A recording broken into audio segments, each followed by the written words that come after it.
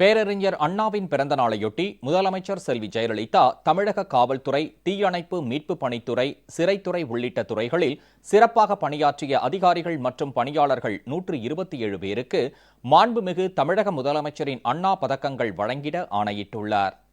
தமிழ்நாட்டில் காவல்துறை, தீயணைப்பு மீட்புப் பணித்துறை, சிறைத்துறை, ஊர்காவல் படை மற்றும் தமிழ்நாடு விரல் ரேகை பிரிவு அலுவலர்கள் சிறப்பாக பணியாற்றியதை அங்கீகரிக்கும் வகையிலும், ஈடுபாட்டுடனும் அர்ப்பணிப்புடனும் பணிபுரிந்ததை பாராட்டும் வகையிலும் ஒவ்வொரு ஆண்டும் செப்டம்பர் 15ஆம் நாள் பேரறிஞர் அண்ணாவின் பிறந்த நாள் அன்று தமிழக முதலமைச்சரின் பதக்கங்கள் அறிவிக்கப்பட்டு வழங்கப்பட்டு வருவதாக தமிழக அரசு இன்று வெளியிட்டுள்ள செய்திக்குறிப்பில் தெரிவிக்கப்பட்டுள்ளது.